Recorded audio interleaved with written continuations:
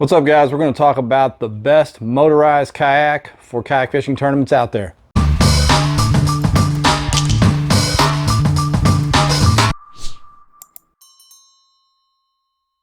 All right, so just like my last video, the term best is very subjective. It can mean a lot of different things to a lot of different people.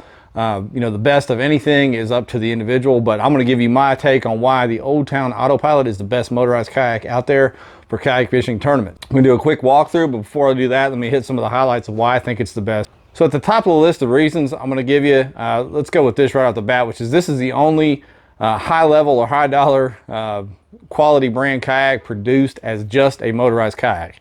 It's not a paddle kayak or a pedal kayak or any other kind of kayak that is made with the ability to retrofit a rudder. It is actually made as a motorized kayak. The entire thing has got internal wiring, pre-wired, where all you have to do when you buy it, literally straight off the truck or straight out of the shop, is put a battery in the battery box, plug it in, plug the motor in, pop it in the release bracket there, and you're off and running. The remote even comes with a battery in it. So it's pre-wired, plug and play, motorized kayak system for you tournament anglers out there. Number two, it carries a ton of stuff, even in spite of the fact that there's not a lot of internal storage to it, which is one of the cons, I guess you'd say.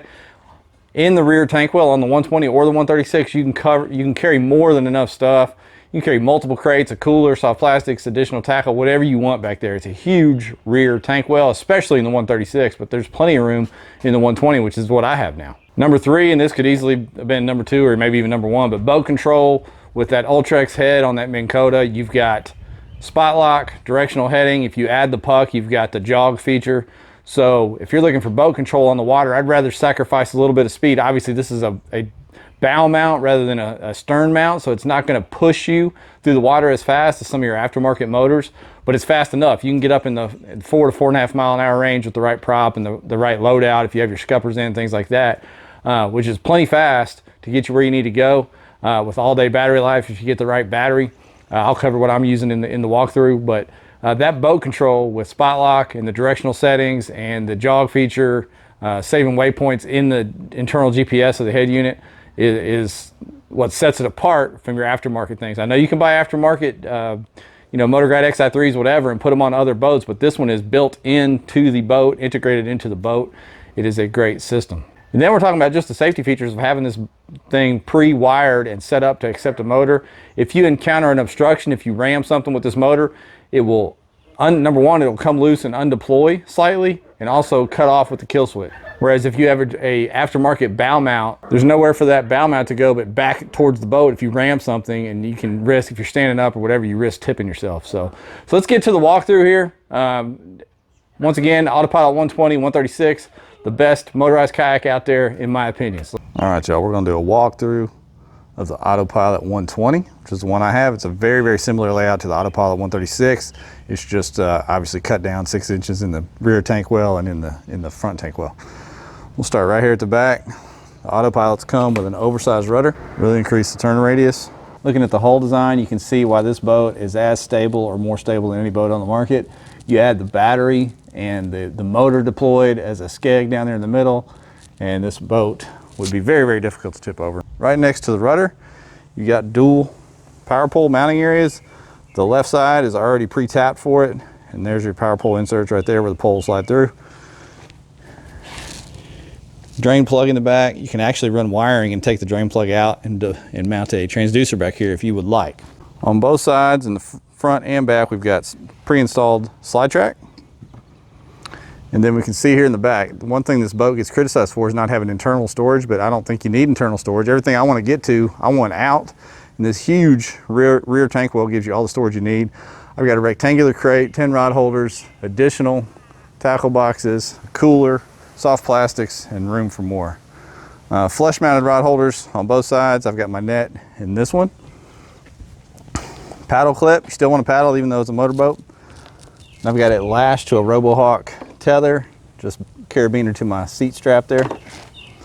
Running my Magic Angler on this boat as well.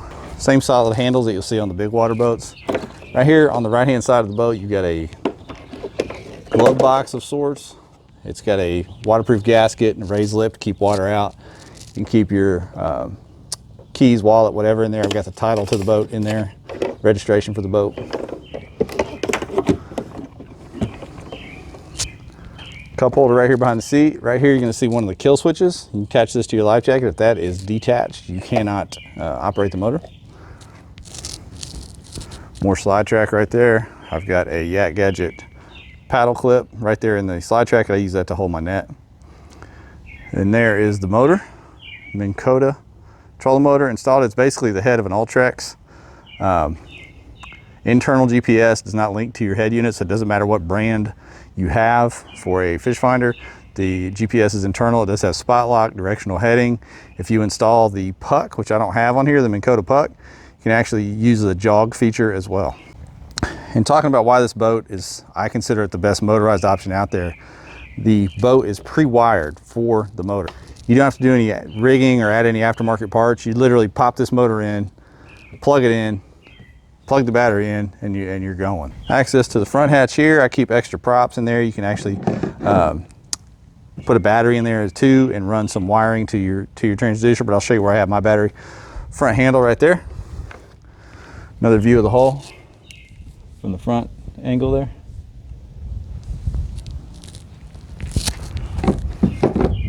You can see there's a rubber gasket there as well with a locking latch on that. Slide track on this side, and you can see the Autopilot comes with pre-tapped through-hole wiring areas on both sides of the boat where you can get your electronics hooked up or lights or whatever without having to drill into the boat. You see I've got my transducer cable running right here to my unit on a RAM electronics mount on the slide track. And that is connected underneath to the transducer mounting area to a Yak Hobby Humminbird mounting plate running up behind the motor and into the front hatch through another pre-tapped wiring area there. All right, here's the magnetic kill switch portion of the motor. We'll see if we can get that to work for you here on dry land. Okay, you heard that beep. As long as that has contact there, your motor's gonna operate. If you hit something in this boat, unlike your aftermarket bow mounted motors, you know, there's nowhere for that motor to go if it's mounted off the bow. Here, this motor can deploy, it'll detach itself. When that loses contact, your motor's gonna turn off. And if you hit something really hard, this will actually dislodge and pop up a little bit. You saw here when I deployed the motor, it's just a pull string that goes into these teeth on this little mount area. Just lift up. You just pop that and lift it up. And there you can see the motor undeploy itself. It goes into the stowed position. So the motor is controlled by the iPilot remote that you can hang around your neck on a lanyard here. I've got a whole video showing how this thing maneuvers and how this works. We're not going to get over there right now, but there's a ton of features in the palm of your hand here. You can also install the iPilot app on your phone and control this thing from your phone. There we go. And when you put the rudder down, you can just steer with your feet as I'm doing right there. You can see this huge tank well here. Plenty of room to stand up, move around, whatever. You can lay your measuring board right in there. Lay rods horizontally in there, whatever you'd like to do. Both sides, there's a bunch of storage areas with a little cutout to drain any water that might get in there. Old Town seat with the high-low option right there.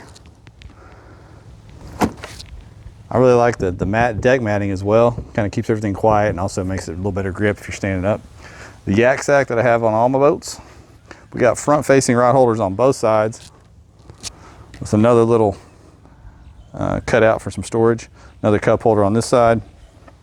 All right, underneath the seat is where you have the Old Town battery box. Like I said, this boat's pre-wired and made for a motor. It's not retrofitted for a motor. So the battery box here plugs in there and you're good to go. You can get hull access here if you want to run any wires to the back or from here to the front of the boat. And I actually run the power from my depth finder from the battery box under the seat and attach here rather than running it through those pre-tapped holes. I've got a 110 amp hour FPV in there and then a 12 amp hour amped that runs the actual fish finder. And you can see some additional tackle boxes. That seat back there, we've got it clipped in for the demo here.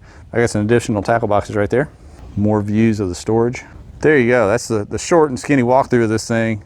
Doesn't take long to go over why I think this is the best motorized option out there, because it's plug and play, ready to go out of the box. You don't have to do anything to it to hit the water and get going. All right, there you have it, guys. If you have one, let me know your thoughts on yours, or if you've been on the fence about getting one, hopefully this helped you maybe make your decision. What do you think? What's the best motorized option out there for you? Love to see your comments on that.